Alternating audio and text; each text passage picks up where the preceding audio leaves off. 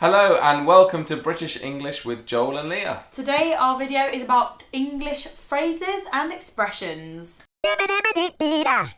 These are all expressions that people in the English language will know of, so this is mainly aimed at people learning English as a second language, not Americans, Australians, other English-speaking countries. You've probably already heard of these. Yeah.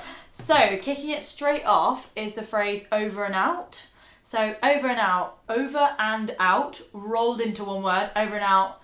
Yeah, just means bye. It Bye. sort of means it's a casual, like, over and out. See you later. I'm out of here, over and out. See you soon. I think it might come from when people use radios. Like, you know, films are like, over.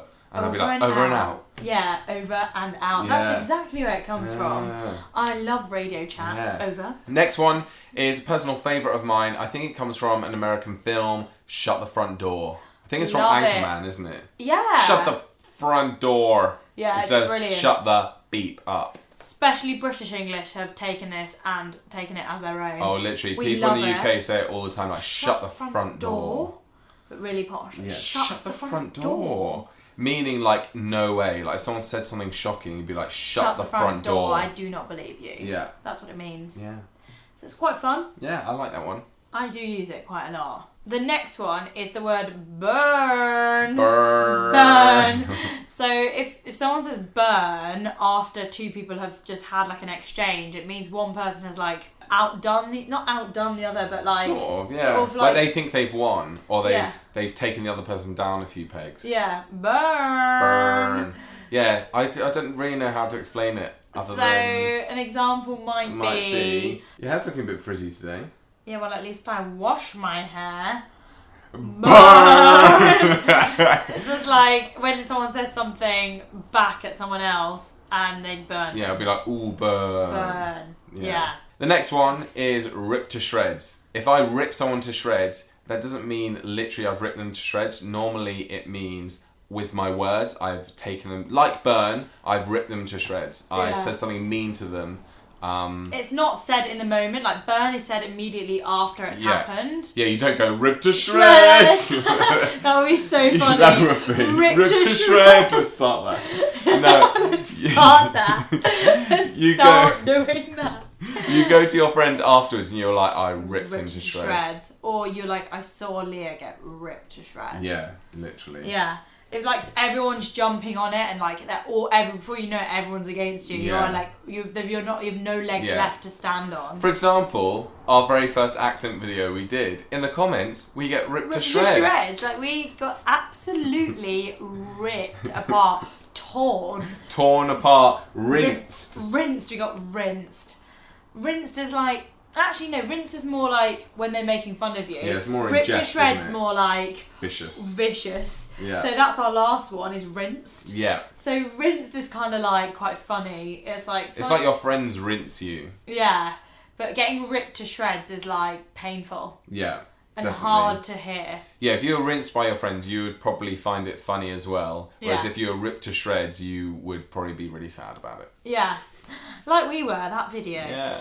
Cheeky's quite a good one as yeah, well. Cheeky. Cheeky's another thing. Cheeky's a good How do you one. explain cheeky? You're just cheeky, aren't you? Cheeky. Cheeky. Cheeky sounds a little bit naughty. A little bit of a cheeky chappy. Cheeky. But innocent. Yeah. Not like causing any trouble. Yeah. Just like, also just like a bit of a charmer, like seeing how far they can push it. Yeah. Using humour, see how far they can push the situation before getting like you went off. to a shop and haggled on the price and tried to get them down on the price and like, go on, do it for £2. Go on, do it. With it. Then you've been a bit cheeky. Bit of a cheeky chappy. Yeah. I think I was a bit of a cheeky child growing up. Mm-hmm. I'd just try it with everyone I met. Yeah. Whether it was the dentist, whether it was anyone, the doctors.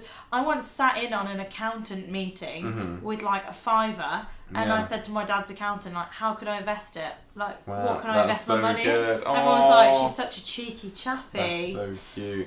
I like the word cheeky because it doesn't have any negative connotations. Like, a girl can be cheeky and a boy can be cheeky. Whereas I watched this documentary about how girls and boys are like gendered by society. Yeah. And how I'd like like to watch that. boys are always called like trouble or like mischief, whereas girls are called like I don't know, like princess and like all those things.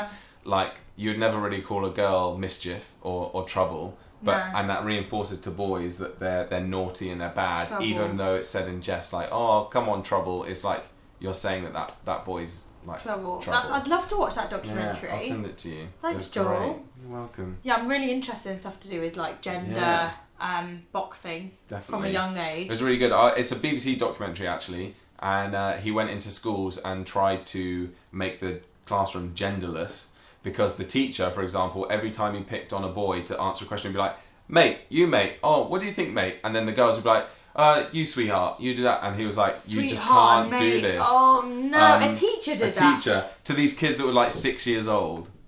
So, and basically the man came in and tried to change everything, make them all genderless and see what happens. And the boys became much less aggressive and the girls became a lot more confident because they were being told that they're actually clever and they're strong instead of they're just nice and pretty and gentle. Wow. It was amazing. So 2 words out of that to add to the English phrases would be mate and sweetheart. Yeah.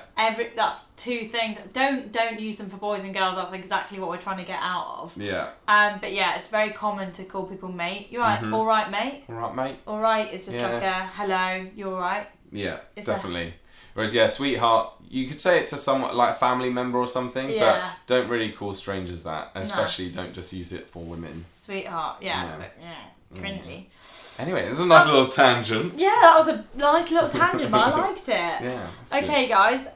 Also, please let us know if you're interested in like these little conversation practice tangents that we go off on, because we love chatting. We can chat for hours. Yeah. Unlike other YouTubers, we've got each other to talk to, so we like doing that. Let us know if you're interested in hearing that. Yeah, and if you like the video, give us a thumbs up and don't forget to click subscribe if you haven't already. We've also got an Instagram page and a Patreon page if you're interested in tipping us. And if you are new here, we've created a welcome pack, which is super easy to get your hands on. It's free. All you have to do is fill out the Google form, which is in our description. It takes 60 seconds and we send you through a pack immediately on emails, which is super helpful and got loads of frequently asked questions and stuff. Definitely. And please come back. We'll see you next time. Bye. Bye.